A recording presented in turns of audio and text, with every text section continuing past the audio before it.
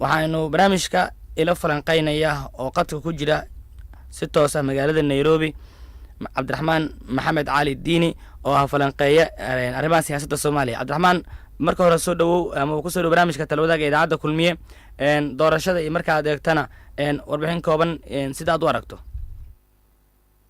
wanaagsantahay cabdiqani sida aan la socono doorashada marka la eego waa doorasho banaysan sababtoo ah horey waxaa xilka si oo aan sharciga loo marin isaga casilay gudoomiyihii hore ee baarlamaanka professor maxamed sheekh cusmaan jawaari kadib markii cadaadiisa dhinacyo badan ugu yimid xukuumadda iyo qaar kamid ah xildhibaanada iyo wasiirada. hadda waxaa la qaba qaadiyay doorashooyin inta ugu cadcad oo musharaxiinta hadda ilaa hadda ku dhawaaqay marka la eego waa qaar wasiiro qaar kamid ah wasiirada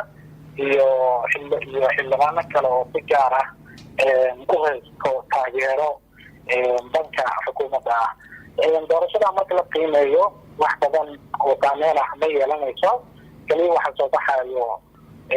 qofkii ama gudoomiyihii la rabay in uu gudoomiye ka noqdo gudoomiyaha baarlamaanka. sababihii loo casilay oo ama isku casilay gudoomiyihii hore ee baarlamaanka siday u taagan yihiin sharciga inaan la marin oo laga booday qof walba uu dareemi karaa. marka intuu laga boodayo sharciga oo aan la rabin in lagu dhaqmo dastuurka wax walba waa la samayn karaa. marka doorashadan waxay u eg tahay doorasho danaysan oo la rabo in gudoomiye baarlamaan lagu doorto. gudoomiyaha baarlamaanna shaqooyinka la filanayo inuu qabto waxay noqon doonaan shaqooyin oo kor laga hagayo. marka aniga markaan qiimeeyay doorashada gudoomiyaha cusub la rabo in baarlamaanka uu doorto waa gudoomiye wax walba kor laga hagayo. Cabdiraxmaan, markaad eegto arrimahaasi oo idil dhanka kale waxaa muuqata in guddiga doorashooyinka maanta war ay soo saareen oo shuruudaha murashaxiinta ay ka mid tahay ay ku sheegeen in xil wasiir qof haya oo isu soo sharxi karin oo uusan murashaxiinta gudoomiyaha golaha shacabka ka mid noqon karin. sidoo kale waxaan hubnaa ama wada ogyahay in xildhibaanada golaha shacabka ay ku jiraan xildhibaano badan oo taageersana professor Jawaari ka hor intuusan iscasilin, haddana la dhihi karo siyaasad ka dhan ah xukuumadda ay qaarkood aaminsan yihiin oo ay kasoo horjeedaan. marka soo leesma oran karo way adkaan doontaa in la sii saadaaliyo qaabka uu noqon doono ama ay u dhici doonto doorashada gudoomiyaha golaha shacabka. walaahi inta badan si toos hadda inta badan xogaha dowladda federaalka waxyaalaha la damacsan yahay siyaasadda si guud ayay banaanka u taalaa. wax qarsoon oo la rabo in la ogaado waqti badan lagu bixiyo horta ma aha. saadaasha hadda sidaas la socoto hadda marka la fiiriyo waxyaabaha hadda lagu qiimeeyo waayadii ugu dambeeya waxaa kamid ah social media iyo warbaahinta oo kale inta badan waxay sii ogaataa waxyaabaha dhacayo oo kale. marka hadda wasiirka gaashaandhig oo kale markii aan magacaabo oo kale inta badan waa midka hadda loogu hadalhaynta badan yahay oo laleeyahay waxaa wato xukuumadda toosna waxaa uga hadalahayo warbaahinta. marka qaabka laleeyahay wasiirka haysa casilo iyo isla casilayo waxay kutusinaysaa weli dastuurkii ayaan rabin inaan lagu dhaqmo. soomaaliya markii la eegana caqabada ugu weyn ay haysato waa dastuurka. gudoomiye ku-xigeenka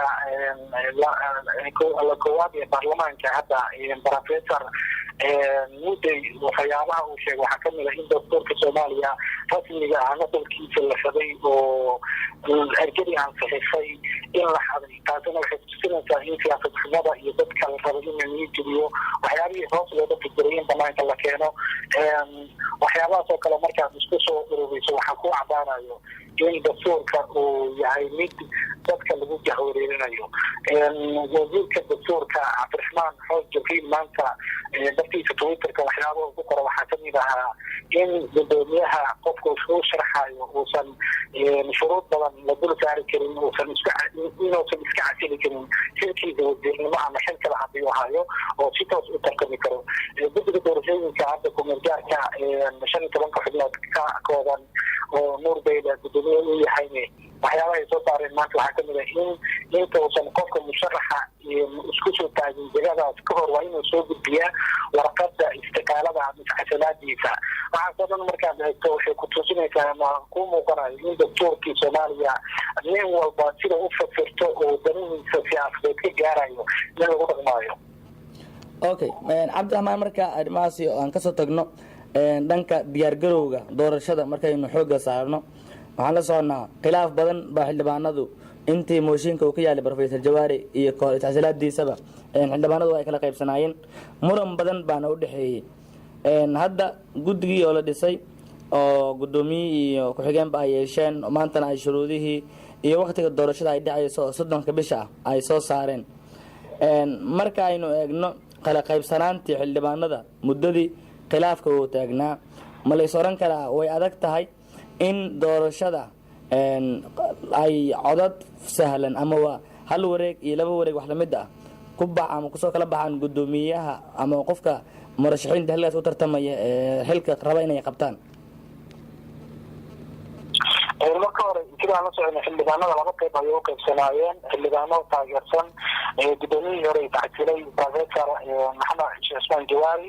oo garab siinayay kuna cadaadinayay sharciga dastuurka waxa uu qabo la maro baarlamaanka la tago cod lagu kala baxo waxaa kaloo kale jira dhinaca kale xildhibaano kale oo kasoo horjeeday oo si caadi ah publiga media usoo istaagay una sheegay gudoomiyaha inuu tacsiilo oo xilkaas inuu isaga tago iyadoo ayagana ka fogaanayaan si sharci ah loo maro labadaas dhinac marka laga soo tago gudoomiye jawaari go-aan uu qaatay wuu tacsiilay markii tacsiilay kadibna waxaa soo baxday dhowr qaybood ayay u kala jabeen xildhibaanadii qaarkood way kala socdeen markay kala socdeen kadibna oo arrintii sida jawaari go-aanka degdega u qaatay nin walba wuxuu yiri kaligaa meeshii lagaga tegin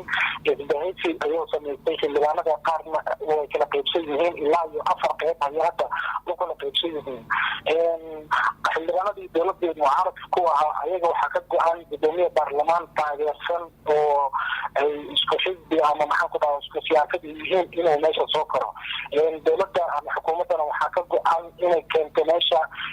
gudoomiye baarlamaan oo ayaga raalli ka tahay siyaasadeedana ku dhaqmayo waxyaabaha oo horay inqilaafka ugu dhex dhashay jawaari iyo xukuumaddana ka fogaan karo oo inta badan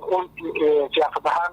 u dhow xukuumadda marka aaday u adkaan doontaa marka la fiiriyo qaabka doorashooyinka u dhix doonto iyo gudoomiyaha baarlamaanka loolanka iyo hadda tirada intaa la eg musharaxiinta ay xildhibaanada ay hadda isku soo taagay waayahay marka waxaan la soconaa in ilaa iyo 3 xubin oo ka mid ah golaha wasiirada ee xukuumadda Soomaaliya ay ku dhawaaqeen inay yihiin murashaxiin u taagan kana hadleen warbaahinta balse markaan eegno shuruudaha maanta ay soo saareen guddiga doorashooyinka ama doorashada gudoomiyaha golaha shacabka ee baarlamaanka Soomaaliya oo Dr. Nuur Iido Beyle gudoomiye u yahay waxay sheegeen in qof haya xil golaha wasiirada ama xilka haya uu soo sharaxi karin haddii uu soo sharaxayna istaqaaladiisa ama tacsiiladiisa ay uga baahan yihiin marka Cabdiraxmaan oo marka arrimaha eegno ma la isdhihi karaa saddexda wasiir ee hadda soo sharaxay qaarkood baa laga yaabaa inay tanaasulaan oo aysan sida ay warbaahinta ka shaaciyeen si ahaaneen murashaxiin maadaama ay laga rabo in xilka iska casilaan horta waa inaa ogaanaa dastuurka dalka u yaalay sida uu sheegay gudoomiye ku-xigeenka koowaad ee baarlamaanka waa la xaday dastuurkii oo ay ansixiyeen ergada dastuurka hadda yaalanay dastuurkii la ansixiyey maaha isaga afkiisa ka sheegay wasiirkii dastuurka cabdiraxmaan xasan jibriilne toos ayuu cadeeyey in uusan wax shuruud aysan ku xirnayn qofka isagoo xilhaayo xil wasiir dhimahaayo inuu isku sharaxi karo gudoomiye baarlamaan marka dastuurka in walbo laga boodayo sharciga in walbo aan rabin in aan lagu dhaqmo wax walba waa la filin karaa wayna dhici karaan hadda guddiga doorashooyinka shuruudaha uu soo sheegay waxaa laga yaabaa sida ay usoo qoreen inaysan u dhaqan gelin oo cadaadis yimaado oo sida la rabo xaaladda ama barnaamijka loo hago siyaasadan waxaad moodaa wixii ka dambeeyay doorashadii madaxweyne maxamed cabdullaahi farmaajo wax badan ayaa isbedelay culaysyo badan ayaa dalka yimid wax walba oo la rabo sharciga in loo maro ayaa laga dooday xukuumadda sida ay wax u rabta inay u socdaan ayana 100% dagaalkeeda iyo culayskeeda isugu saartaa siyaasad ahaan dhinaca kale marka la fiiriyo waxaa dhici karta in qolada kale xildhibaanada mucaaradka ayagana inay dagaal badan iyagana muujiyaan si shuruudaha qaar haddii ay u arkaan in dhibaato ugu imaanayaan ama dhankaas lagu wiiqinayo ayagana dagaal ayay muujin karaan oo lagu hortegi karaan marka guud ahaan aniga marka markaan isku soo qiimeeyo wax walba waa laga filan karaa qaabka musharaxiinta iyo shuruudaha la rabo inay kasoo baxaan xubnaha xildhibaanada baarlamaanka u tartamayo gudoomiyaha baarlamaanka. dhinaca kale marka la fiiriyo waxaa kaloo jira arrin oo shacabka soomaaliyeed inta badan ku baraarugsaneen xubinta gudoomiyaha baarlamaanka waxaa dastuurka hore ku qoran qof walba oo xildhibaan dowladda federaalka ka tirsan soomaali ah 40 sano ka weyn inuu isku sharxi karo qabashada xilka gudoomiyaha baarlamaanka. waxaana hadda inta badan suuqa magaalada siyaasadda marka la fiiriyo ku jira in siyaasiyiin mug iyo maqaam ku leh arrimaha soomaaliya inay damac ugu jiraan inay isku sharxaan oo dhinaca kasoo jeedo ra-iisul wasaaraha soomaaliya ama waxaa dhici karto siyaasiyiin kale oo rabo in siyaasadda lagu burburiyo dhinaca madaxweynaha kasoo jeeda siyaasiyiin kasoo jeeda oo kale la keeno oo ayagana sidaa u tartamaan. marka kalaasha marka guud ahaan la fiiriyo wax walba waa ka suurtagal maadaama kursigan uu banaan yahay oo gudoomiyaha baarlamaanka si fudud ku baneeyey wax walba isbedel walba inuu keeno waa dhici kartaa. laakiin hadda walaaska ugu badan xukuumadda waxay rabtaa inay keento musharax gudoomiye ayaga inta badan ayaa aaminsan yihiin oo sidaa ugu guuleysto. waayahay cabdiraxmaan maxamed cali diini aad ay umahadsan tahay saaxiibayaalkaasina waxa uu ahaa falanqeeye arrimaha siyaasadda soomaaliya oo ku sugan magaalada nairobi ee caasimadda dalka kenya islamarkaana si toos ah igala qayb qaadanayay barnaamijka talawadaagga ee idaacadda kulmiye. guud ahaanna intaas ayaan jeclahay inaan kusoo gabagabeeyey barnaamijkii oo aad kala socoteen idaacadda kulmiye. barnaamijka intuu socday waxaa farsameynayay shariif cabdulle maxamed sheekeye, aniguna waxaan ahay cabdiqani cabdulaahi. nabadgeliyo. marba kama tarayde